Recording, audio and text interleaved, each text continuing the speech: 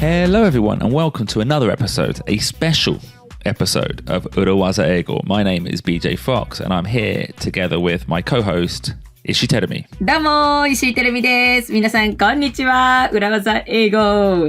今回はスペシャルバージョンお届けしていきたいと思います。So, what's going on, BJ? Well, do you remember, Terumi, in episode 117, we had my mother, MJ Fox, on the podcast. エピソード117にご登場くださったのは BJ のお母さん MJ フォックスさんでした。So? Well, today we've got another special guest. We are inviting producer Ruben's mother onto 裏技英語. なんと今度はプロデューサールーベンのお母様が登場してくれます。Wow, how exciting. Very exciting. So when we talked to my mother when I was over in the UK, but actually this time Ruben's mother is visiting. We're going live directly to Kanagawa Prefecture.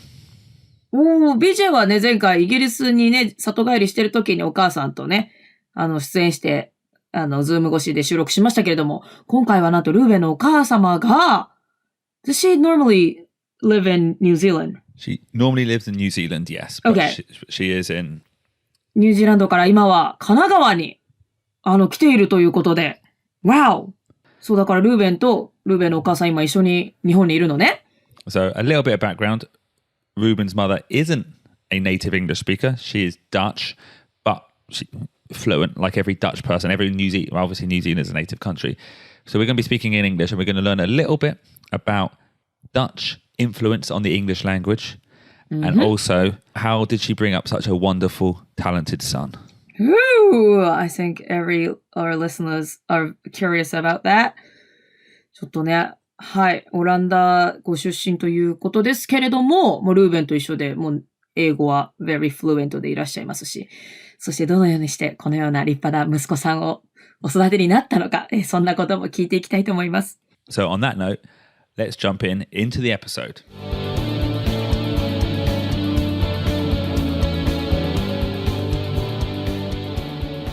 So, on that note, hello, producer Ruben's mother. Nice to meet you. I'm BJ Fox. I'm Terumi. Nice to meet you. Nice to meet you too. Nice to meet you too. First question. What's your name? My first name is Aukje. Aukje. Aukje. Yeah. Aukje. Yeah. For Japanese people, not too difficult because I always say it sounds a bit like Nihon no Aoki. Aukje. めちゃくちゃ日本語上手。メンズプラザ青木 like the suits tailor company. Oh, I don't know. There's a company like that. There is a surname called Aoki. Yeah. Sounds similar. It sounds a bit like that. Yeah. Aukje. Aukje. Now, can I ask you, how do you spell that? Yeah, that's what people ask me, but it usually doesn't help. It's spelled A-U-K. Yeah. J-E. Aukje. Aukje. A-U-K-J-E. The J-E bit in Dutch means little. So it was named after my grandfather, Auke, and my name is Aukje. And actually... And am I wrong? Ruben, is your middle name Auke? Yes, it's exactly the same without the J. Yeah. Without the J. So the J is the girly version. Okay. So it's just A-U-K and E. Ruben's middle name, A-U-K-E, and my one is A-U-K-J-E. J-E. Aukje. Aukje, that's right. ルーベンは青木さんだったんだね。まあ、そっか。じゃあお母様のおじい様のお名前から、So your grandfather's name was Auke? Yes. Auke. And お孫さんに女の子の J を入れてAukjeになったわけだ。で、ルーベンのミドルネームにも入ってるんだね。Interesting. Now, I should have asked you, forgive me, how do you spell your name? I should have used the urawaza that we taught. That's a polite way of asking a Dutch person how to pronounce their very confusing names. Okay, excellent. Very nice to meet you, Aukje. Thank you very much. Well pronounced. Aukje. Am I pronouncing it correctly? Yeah. Okay. That's right. Yeah, thank you. Thank you. Now, you are the first Dutch guest we had onto the podcast, excluding Ruben. He's not a guest, he's part of the team. Now, the big question I think all our listeners want to ask is, what is the difference between Holland and the Netherlands? ね、ホーランドという言い方とネザーランドという呼び方ありますけれども、どう違うんでしょうね。The whole country was called Holland for a long time, but actually there are two provinces in Holland. Okay. One is called, in the Netherlands, one is called North Holland and the other one is called South Holland. And then there's Like Korea. Yeah, yeah, but there's some more as well, right? Okay. There's another 10 or 11 Okay. 10 provinces, yeah. 11個の provinces、11個の地域がありまして、そのうちの2つが North Holland と South Holland という名前なのね。And the people in those two provinces often call themselves Hollanders. I live in Holland. Okay. And the big cities like Amsterdam and Rotterdam, Amsterdam is in North Holland and Rotterdam is in South Holland. そのノースホーランドとかサウスホーランドに住んでる人たちが自分たちのことを私はオランダに住んでいるというふうに言うわけですね。で例えば大都市アムステルダムだったらノースホーランドにあるし、ロッテルダムだったらサウスホーランドに位置していると。But the rest of the country is not Holland, so they didn't want to be called that the country was called Holland. So let's call it the Netherlands, which means the lowlands. The lowlands. Okay. ああ、ホーランド以外の人はホーランドに住んでるわけではないから、国を指してホーランドと呼ばれたくないということで、ネザーランドという呼び方で、低い土地っていう意味なんですね。ペイバって言わない？ Pays-bas in French. Ah, that's French. ね、水位が水よりも低いところに土地があったりしますからね。そういう、ネザーランドってそういう意味なんですね。じゃあ、so that means Netherlands means low place. Would it be like if we called all of Japan like Kanto, like you are Cantonese? It sounds a little bit more like when people mistakenly call the UK England. Yeah, okay. ああ、なるほどね。だから日本の全体を関東と呼ばれたりとか、イギリス全体をイングランドと呼んでしまうみたいな、そんな違和感があるわけね。ホーランドと言ってしまうと。I see. Yeah, and I think we actually covered that topic in episode 117 when we were speaking to my mum, because my mum is from the UK, but she's not from England. She's from Northern Ireland. And maybe like the people who don't live in Holland, she gets very annoyed when people say she's English. BJ のお母さんはイギリス出身だけれども、イングランドではなく、北アイルランドのご出身だから、so she will be annoyed if she is called, if she's from England, if she's called English. ブリティッシュは大丈夫なの？ Yeah. なるほどね。BJ のお母さんはノーザンアイランド出身だから、English って呼ばれたら、私はイングランド出身じゃないわよということになるわけだ。Yeah, exactly. Wow, confusing だわ。ブリティッシュはいいんだよね。Yeah, British. Okay. But we are from Holland. We're Yes. from Okay. South Holland. We are from South Holland. Okay.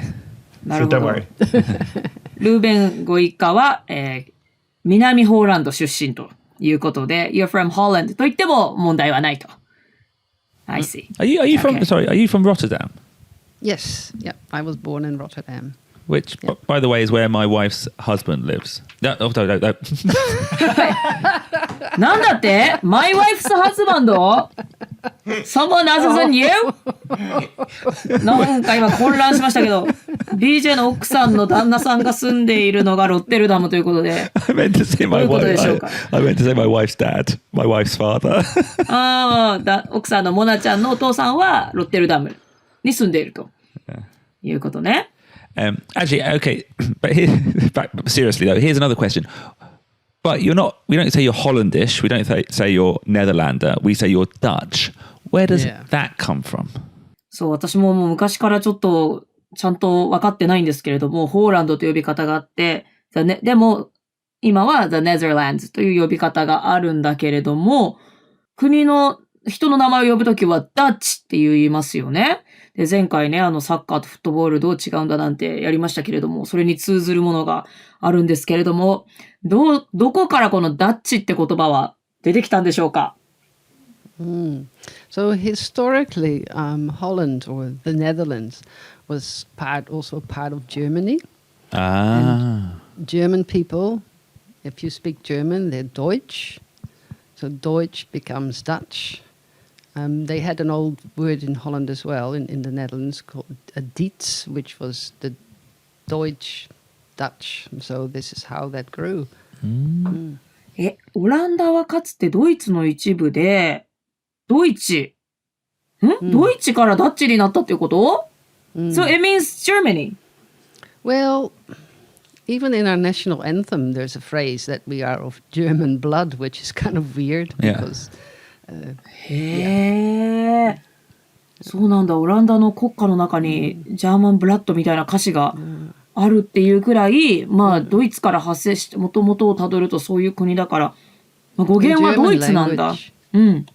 German language and Dutch language have quite a bit in common. ドイツ語とオランダ語はだいぶ共通している部分があるわけね。I see. Okay, well, that brings us on to a question about the Dutch language. How good is producer Ruben's Dutch? Because one of his New Year's resolutions was to listen to more Dutch content, listen to more Dutch TV, because he felt it wasn't good enough. As a parent, how do you feel about your son's Dutch? I think it's pretty good. Communication has always been in Dutch with us. Okay. Really? With the kids were at home. So, and I guess it's probably even with me, not having been there for a long time, some new words sort of sprout up in a country and you don't know them. But yes, especially listening and speaking in Dutch. Also, I think people, when Ruben was in Holland, didn't think he was speaking with an English accent at all. ルーベンはお母様とか家族とはオランダ語で喋ってるんだ。So you speak Dutch with your family, Ruben? Yeah. Wow. Well, I mean, like 100% of my family is Dutch. Okay. So. Yeah. Yeah. あれ、何歳までオランダにいたんだっけ？ Ruben was 4 when we left Holland. So can we just address the fact that Aukje just understood what Tedemi said? Oh yeah, that's right. Aukjeさんは you seem to understand Japanese very much. Yes, I studied Japanese, so yes, I can understand. あ、そうなのね。完全にAukjeさんは私の日本語を理解して英語で答えてくださってましたけれども。No, she didn't only study Japanese, she taught Japanese. Yeah. At New Zealand high schools. Yeah. That's how, Ruben got interested in Japanese, I heard. Yes. そうだ。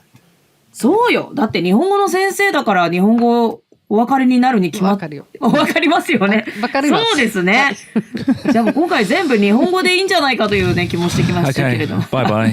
I'm not needed this time. 誰がいらないのか分からない。BJ か私かどっちかがいらなくなっちゃいますけれども。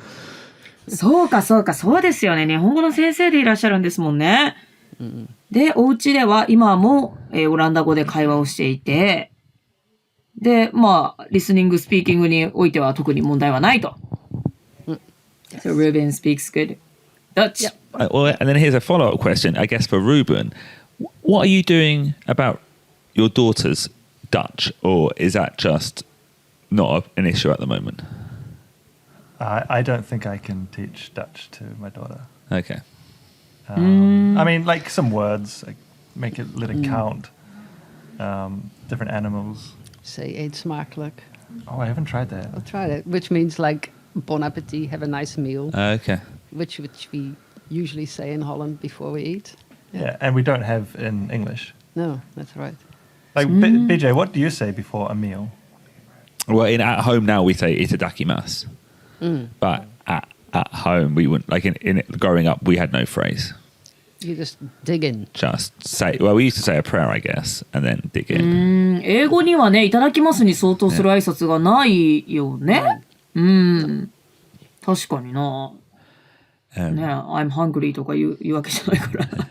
それのオランダ語バージョンが、オランダ語でいただきますっていうのがあって、そういうのは娘ちゃんにルーベンは使っているということ？ Yeah, let's try it tomorrow. Yes, yeah. Okay. Good idea. Okay, so, and I'll use the Urawaza. So how do you pronounce that phrase? Eet smakelijk. Eet smakelijk. Eet smakelijk. Eet is to eat. Eet. Smakelijk is with taste. Smakelijk. Eet smakelijk. Smakelijk. I often find, obviously, ate is the same, very similar to the British eat. Yeah. Like, there's so many similarities between Dutch and English as well. Obviously, the connections with, I guess, German or the old version of German coming into English. eat の部分がイギリスと、英語と似ているということだよね。それがオランダ語であり、英語の eat にも似ているし。スマークルクは What's that part mean? Smakelijk. Smakelijk. Yeah, good. Means tasty? Tasty, yeah. So I hope that the food will taste well. あー、なるほどね。ははは。美味しいご飯を召し上がれと。It's a shame that traditional Dutch cooking doesn't cook smakelijk. It's not the best cuisine, I agree. あ、そう。オランダの料理って美味しくないんですか？ Sweets are good. へえ。Yeah. I prefer Japanese food over Dutch food. Oh, really? Yes. へえ、日本料理の方がお好きなんですね。そっか、なんかね、その国の出身の方が美味しくないっていうんだからよっぽど美味しくないんですかね。どうなんで、なんか、if you like grow up with a certain food, I thought that everyone would favor their local food the most. But it's not always that. そうなのね。へえ、なんかね、イギリスのご飯はあんまり美味しくないっていうのはなんか日本で、I know this is not a good joke, but it is often said that the British food are not good, but it's my first time to hear that the Dutch food are not delicious. Well, I mean, yeah, it's not my favorite, let's say that. そっかそっか。Not my favorite. Not my favorite. さあ、確かに確かに。私はっていうことにしとけばいいですね。It's kind of a little bit like not my cup of tea, not my そうね。not my favorite. Okay, actually, let's move on because by the way, this is not a Urawaza Dutch podcast. This is an Urawaza English podcast. So let's talk about English. Now, there's a number of phrases in the English language that use the word Dutch. Can we talk about them? Sure. Okay, one phrase is to go Dutch. To go Dutch. Now, tell me, go Dutch. do you know what that means? Let's go Dutch. 割り勘にしよう。そういう意味があるというふうに、なんか教科書とかにも出てくるような、まあ最近はないかもしれないですけれども、聞いたことありますよ。Yeah. So, in the Netherlands, Aukje, is there a culture of splitting the bill? No, not at all. Not at all? Really? Then what? Well, I guess it will probably happen, but I didn't grow up with that idea. If we invited people going out for a meal, the person who invited their friends would pay for it all. They wouldn't go Dutch at all. Wouldn't split the bill at all, no. So when you gather with your friend, so the person who invited the group will pay them all? Is that right? That often happens, or happened when I lived there. It's now 30 years ago, so things will probably have been changing, but yeah. 青木屋さんがお友達と集まると、まあ、その会を主催した人がお友達の分全員払う。そういうのが習慣だったということは、全然割り勘じゃないですね。Now, It's totally different. I tried to look up the origin of this phrase, and it doesn't seem to be very clear why we use the phrase to go Dutch to mean to split the bill. No, I don't know where it comes from either, no. ね、私も調べたことありますけど、なんか諸説ありますね。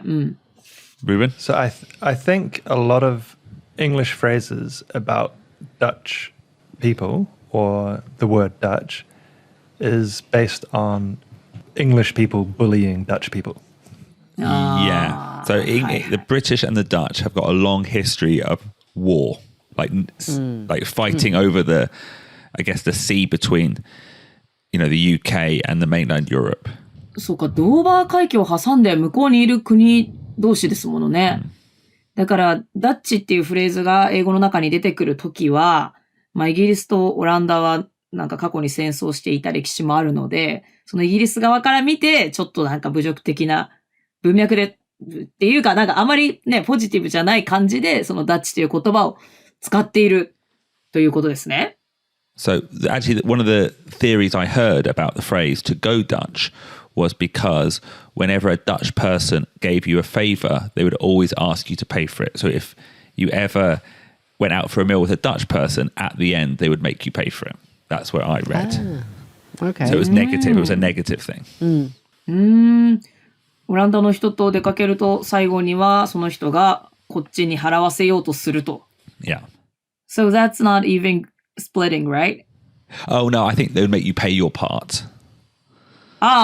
そういうことか。それはじゃあ割り勘ってことか。一緒に出かけても、自分の分は払ってくださいね。Does that happen when you go out for a date? When dating? So do the guys pay for the ladies or they just split? I think the guys would pay for the ladies traditionally.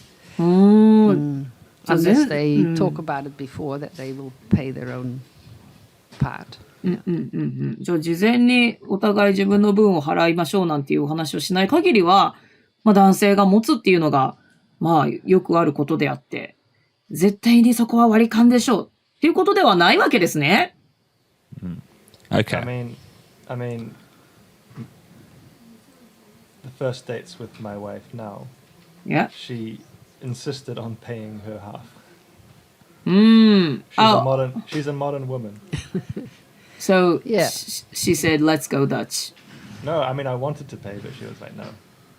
そうよね。だから、ルーベンは奥さんの分を、当時付き合ってた時に奥さんの分を払おうとしたけれども、奥さんは、いや、私は自分の分払うんでっていう。Yeah. ということね。Did you ever say, let's go Dutch, thinking she was being really clever because she was on a date with a Dutchman? Actually, at the time, she was working for a German company, which was a, let's say, a negative point. A potential deal breaker. Yeah, potential. Okay. That's one phrase, going Dutch. Now another phrase, Dutch courage. Dutch courage. Now tell me, do you know what this phrase means? Dutch courage? オランダ人の勇気？なんか知ってるような、いや知らないな。めちゃくちゃ大胆なこと？ No. Is that right? No. Then I don't know. Okay, here's an example. I was really nervous before my first ever comedy show. So I had a pint of beer, a little Dutch courage, and then I performed. 初めてのスタンドアップコメディの前にめちゃくちゃ緊張したから、お酒を飲んで、Dutch courage。お酒の力を借りるっていうこと？ Yes. Dutch courage っていうんだ、面白。Why is that so? Why does that come from? Where does that come from? I don't know where it comes from, but I guess maybe you are the worst. You're the worst guest ever. Well, no, it's like Ruben said, maybe because the British were making fun of the Dutch, right? そうね、イギリス人がオランダ人をちょっとね、小馬鹿にするというか面白がってそういうフレーズを作ったんじゃないかということですね。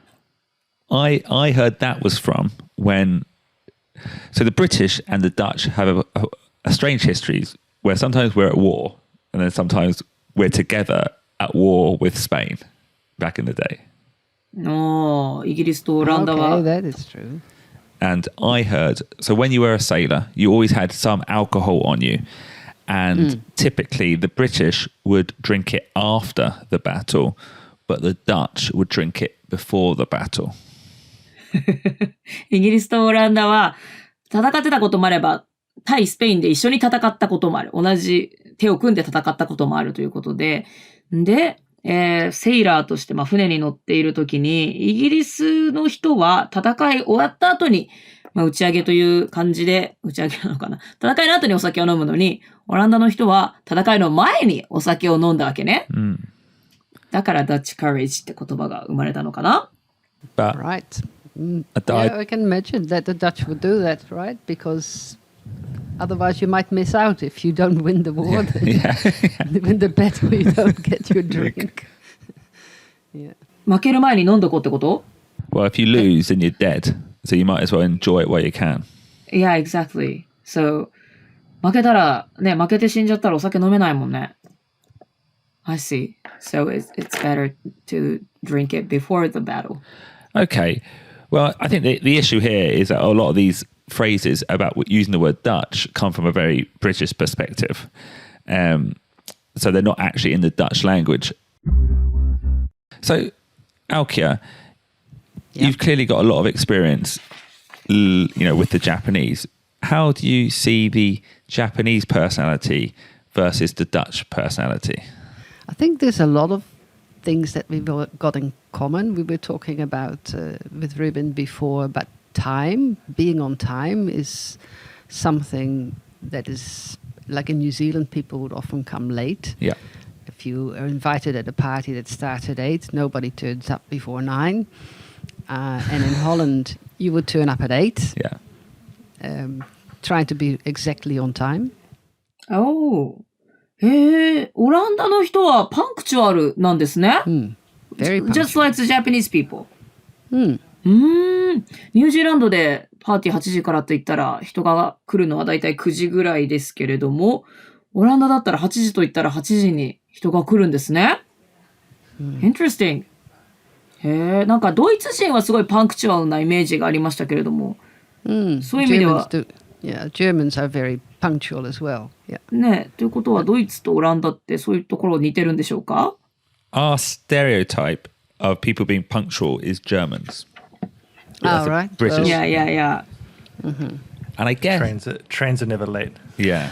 Oh, trains are different in Holland. The trains are always late. You cannot trust them. 列車は日本がちょっとね、パンクチュアルすぎますからね、電車に関してはね。I guess my stereotype of the Dutch is that they're very, very direct. There's no honne or tatemai. Yeah, actually, a lot of people say that they, if they don't know Dutch people, they first meet Dutch people, that they sometimes think, oh, they're rude because they say exactly what they think. オランダの人はダイレクト。So, no beating around the bush here, just No beating around the bush. No beating around the bush. オランダの方はダイレクトにいろいろお伝えするんですね。Beating around the bush だから何が言いたいかわからなくて全然シンクってないみたいな。何が言いたいかわかんない。そんなまどろっこしいことはない。でもルーベンと話しててそんなに I didn't have any that kind of impression from Ruben though. But anyways. But also Dutch language is very, compared to English language, and I guess also Japanese language, we wouldn't say please and thank you so much. Don't walk on the grass. They would say in Dutch, forbidden to walk on the grass, where in English it would say, don't walk on the grass, please. Yeah. And sorry, we're closed. And in Dutch it would say, closed. There's nothing to soften things. And in Japanese it would be, nani nani shinai yoni onegai shimasu. Please, could you do your best? 最近日本語は何々しないでくださいじゃなくて何々してくれてありがとうございます。なんかトイレもきれいに使ってくれてありがとうございますみたいなね。There is a book I've read called The Culture Map by Erin Mayer, and it maps out certain characteristics in the workplace, and it actually places Japan and Holland at the far extremes in terms of feedback. In Holland, feedback is given very directly. In Japan, it's given very indirectly. 会社のカルチャーもあれなんですね。そのものの伝え方のカルチャー、オランダと日本じゃ真逆なんだ。もうめちゃくちゃダイレクトか、すごくインダイレクトか。Yeah, a Dutch person would say, no, it's impossible. And I guess a Japanese would say, ちょっと、今は難しいかもしれません。It gives you a little hope. ね。ちょっと今は難しいんですけど、みたいなね。知らなかったオランダの人がそんなにダイレクトにものを言うっていうのは。そうなんですね。Yeah. I think there's an expression in Dutch where they say yes is yes and no is no. Yes is yes and no and is no. 日本だとね、たまに yes is no で no が yes だったりしますからね。日本だとね、大丈夫ですって言っても、大丈夫ですっていうのは doesn't mean okay. It means that you don't need it とか。ね、いいですって言っても doesn't mean good. It just means you don't need it みたいなね。And often within like business conversation or business learning in Japan, we're told that gaikokujin, foreigners, are very direct. Whereas I think maybe British people are closer to the Japanese than they are to the Dutch in terms of directness. Oh, I think so. I agree with that. Yeah.